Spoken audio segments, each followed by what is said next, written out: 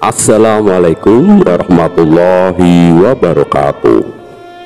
Selamat malam para pemirsa dan pendengar di seluruh Nusantara.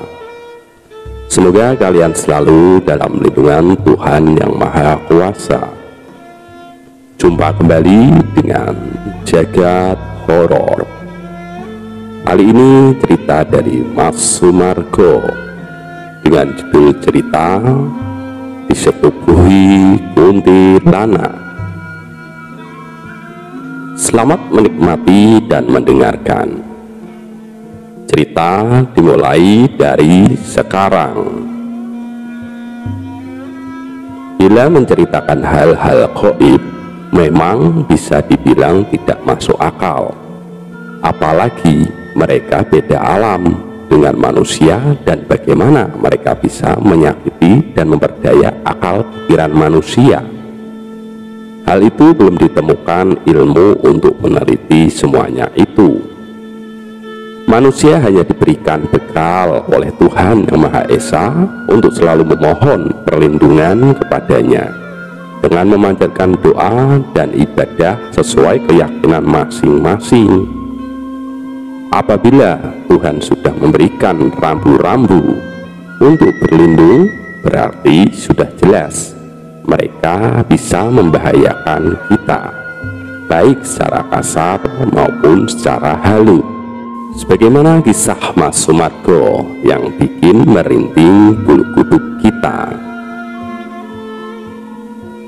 Mas Sumargo seorang penebas hasil bumi, buah-buahan.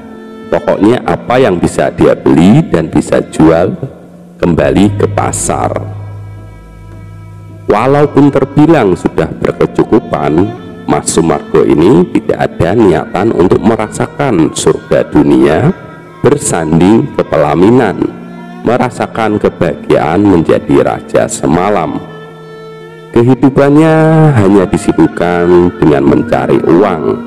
Sebagaimana hari itu Mas Sumargo sedang menawar petai di kebun tetangganya yang berada dekat sebuah kuburan sebelah barat kampungnya.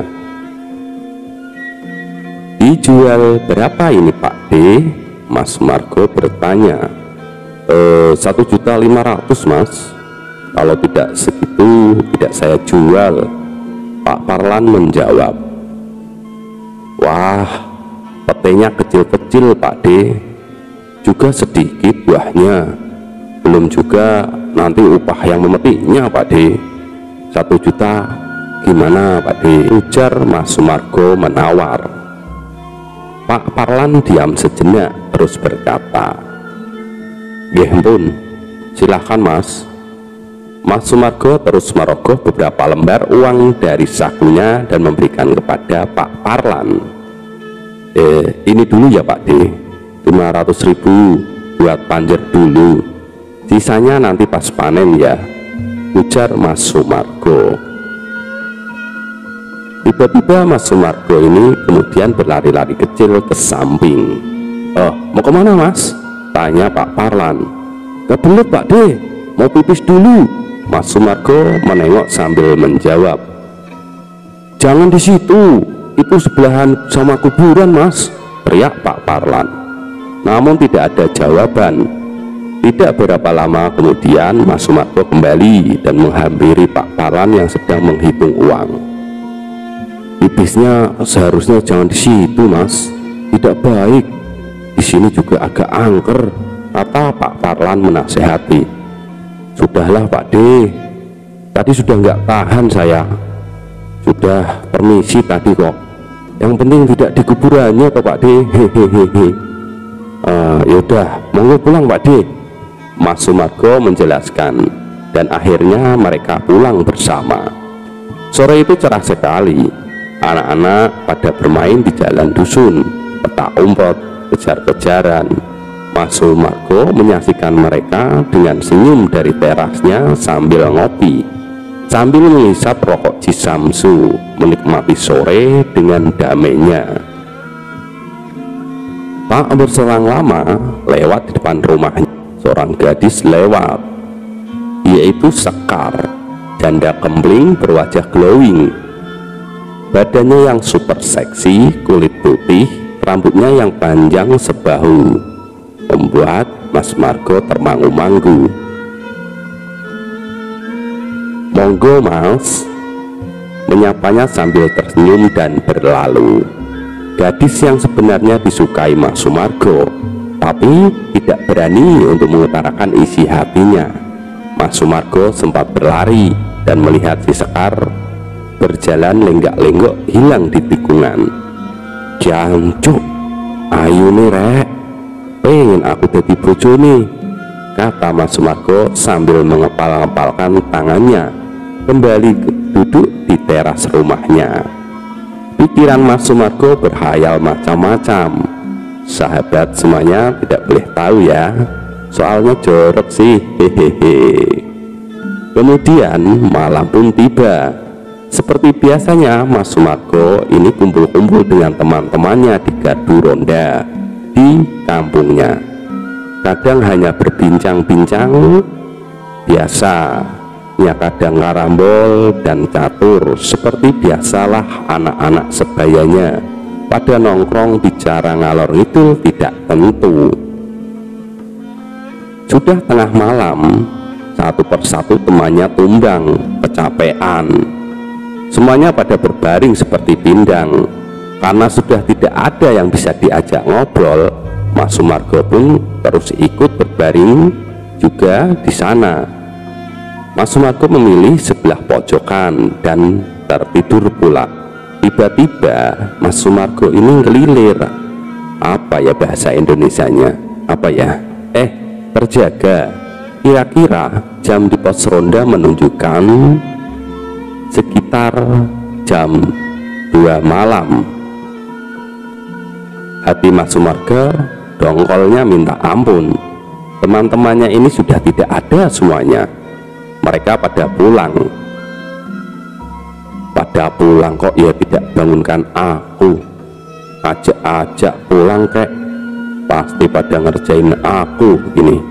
Mas Sumargo berbisik pada dirinya sendiri. Mau pulang sudah jam segini, nanti ajalah kalau sudah subuh aja, batin Mas Sumargo saat itu. Karena masih ngantuk berat, Mas Sumargo ini melanjutkan tidurnya, melungker begitu. Apa ya namanya, melingkarlah kawan. Baru beberapa menit terpejam, Mas Sumargo ini mencium bau yang sangat wangi, dan ada yang menggoyang-goyangkan kakinya. Dengan berat beberapa kali, Mas Sumargo ini mencoba membuka matanya dan ngucek-ngucek matanya beberapa kali. Sungguh terkejut Mas Sumargo. Tiba-tiba di depannya ini ada gadis cantik memakai baju tidur yang sangat tipis. Mbak Sekar, Mas Sumargo menyebut orang yang di depannya itu. "Nggih Mas, kok tidur di sini Mas? Di sini kan dingin.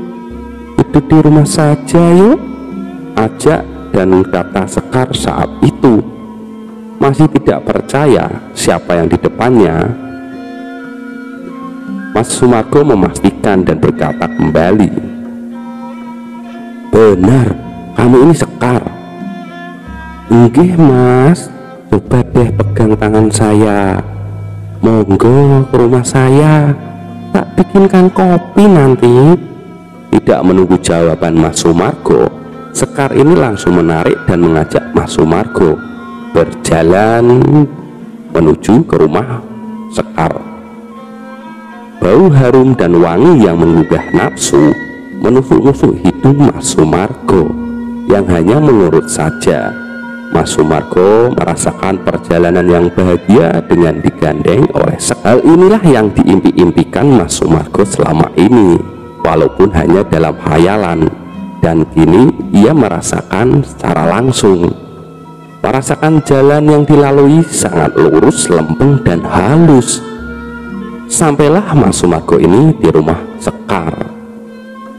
Sekar pun berkata, "Ayo Mas, masuk yuk," ajak Sekar. Mas Sumargo sempat mematung dan menoleh ke kanan dan ke kiri. "Lah, bapakmu kemana Sekar?" tanya Mas Sumargo. Bapak sedang pergi, Mas. Ayo, masuk aja dulu. Ajak kembali Sekar langsung menarik Mas Sumargo untuk masuk ke dalam rumah. Mas, duduk dulu ya, tak bikinkan kopi, ucap Sekar kemudian kepada Mas Sumargo. Kemudian melanjutkan pergi ke dapur. Mas Sumargo waktu itu sudah tidak bisa berpikir apapun, sahabat. Cuma celingak-celinguk. Juga ada rasa khawatir jika ketahuan orang, bisa hancur nama baiknya. Tidak lama kemudian Sekar ini datang membawa segelas kopi. Monggo Mas, diminum dulu, keburu dingin loh, ucap Sekar sambil menyodorkan minuman itu. Tidak ada keraguan untuk Mas Sumargo kemudian minum kopi itu, sahabat. Kemudian menaruh sisanya ke atas meja sambil celingak-celinguk, hati gelisah tak menentu. Tiba-tiba Sekar ini seperti binal, sahabat. Gimana ya ngomongnya? Gimana kalau orang lagi kepengen gitu, sambil meremas-remas anunya, Mas, aku kedinginan. Aku sendiri di sini, tidak ada yang menemani. Temani tidur aku yuk, rayu Sekar. Mas Sumargo terkejut dan mundur sedikit dari tempat duduknya. Jangan Sekar, tidak boleh, kita belum muhrim. Nanti Mas tak lamar dulu kamu ya. Tergagap Mas Sumargo ini menjawab, teman. Namun Sekar ini langsung menerekamnya di kursi yang diduduki oleh Mas Sumargo itu. Eling Sekar, ini dosa. Terpatah-patah Mas Sumargo berkata, karena mengalami serangan ciuman bertubi-tubi dari Sekar, Mas Sumargo terpana, tidak bisa apa-apa. Apalagi si Sekar ini sudah tidak berbusana sehelai benang pun ini, sahabat. Mereka bergulat dan berguling-guling sampai terjatuh ke lantai, dan baju Mas Sumargo pun dilepas secara paksa oleh Sekar. Ketika Sekar hendak mengeksekusi Mas Sumargo, dan Mas Sumargo sudah pasrah dan merasakan kenikmatan yang tiada tara yang belum pernah dirasakannya, dan hanya bisa meremelek, tiba-tiba pintu rumah Sekar ini terbuka, dan Mas Sumargo melihat ayahnya Sekar yang terlihat marah di depan pintu sambil berteriak, dasar anak kurang ajar, biadab, sambil menarik Sekar dan melemparkannya ke kursi, dan kemudian menendang-nendang Mas Sumargo ini. Ampun pak, jeritan Mas Sumargo. Dia hanya bisa berteriak-teriak sambil guling-guling menghindari tendangannya bapaknya Sekar ini. Ketika tendangan itu mendarat di kepalanya, tiba-tiba dunia ini menjadi gelap gulita, dan ketika membuka matanya, alangkah terkejutnya Mas Sumargo ini. Dia ini lagi berada di bawah kuburan, samping pohon pete yang dia tebas tadi siang, sambil memeluk nisan kayu yang sudah lapuk. Dan anehnya lagi, Mas Sumargo ini juga sudah telanjang dada. Panik enggak tuh? Langsung Mas Sumargo ini berlari pulang. Mas Sumargo tanpa mencari bajunya kembali. Sepanjang jalan hanya bisa baca kalimat Allah yang dia hafal. Sampai rumah ternyata sudah jam 4 pagi. Karena sudah tidak punya bapak alias yatim ini Mas Sumargo, ibunya yang terbiasa bangun sebelum subuh heran melihat keadaan putranya. Namun ini Mas Sumargo tidak mau cerita apapun. Setelah mandi dan subuh, Mas Sumargo ini berinisiatif ke rumah Pak Parlan dan ingin mengambil bajunya yang ketinggalan di kuburan itu. Singkat cerita, Pak Parlan diajak ke kebunnya. Ada apa Thomas? Kok mendadak sekali? Tanya Pak Parlan sesampainya di kemarin. Kan aku kencing di sana ya Pak D, di bawah kuburan itu, kata Mas Sumargo sambil menunjuk ke arah kuburan. Memangnya ada apa Thomas? Tanya Pak Parlan kembali dengan heran. Nanti saya ceritakan Pak D, jawab Mas Sumargo sambil berjalan ke arah kuburan. Setelah melihat sekeliling, Mas Sumargo ini bisa melihat bajunya di dalam kuburan itu. Setelah diambil, ternyata bajunya ini nyantel di nisan kayu yang cuma ada satu kawan, yang paling pinggir berbatasan dengan kebun Pak Parlan. Terheran-heran dan diam sejenak, Mas Sumargo teringat kejadian semalam yang lagi memeluk nisan. Kemudian Mas Sumargo kembali turun ke kebun Pak Parlan, tempat dimana dia guling-guling semalam sambil memeluk batu nisan.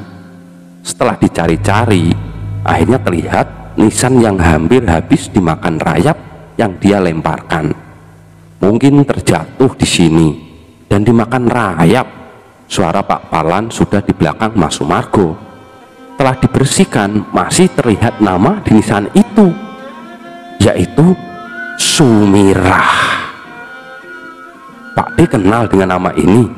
Tanya Mas Sumargo kepada Pak D Parlan. Pak Parlan hanya menggeleng-gelengkan kepala sambil mengusap-usap nisan itu. Mas Sumargo ini menceritakan semuanya kejadian yang terjadi padanya kepada Pak Parlan. Mendengar cerita itu, Pak Parlan hanya tertegun dan berkata, mungkin Mas Sumargo kemarin mengencengi ini, dan mungkin ini sebuah pesan buat Mas Sumargo. Sambil menatap kuburan itu, kemudian Pak Parlan melanjutkan bicaranya. Lebih baik kita tanamkan kembali ke sana, ya Mas, barangkali itu pemiliknya. Kemudian mereka menggali sedikit di kuburan itu dan menancapkan nisan itu yang bertuliskan Sumirah, dan melakukan doa di makam itu seadanya. Tentunya Mas Sumargo meminta maaf atas kejadian kemarin, dan Mas Sumargo tidak akan pernah melupakan kejadian itu seumur hidupnya. Kejadian yang terasa benar-benar nyata. Hari semakin beranjak siang dan semakin terik ketika mereka meninggalkan kuburan itu. Selesai. Demikianlah sahabat, kisah kali ini semoga bermanfaat dan menghibur sahabatku semuanya. Saya beserta jajaran direksi yang bertugas pamit undur diri. Wassalam.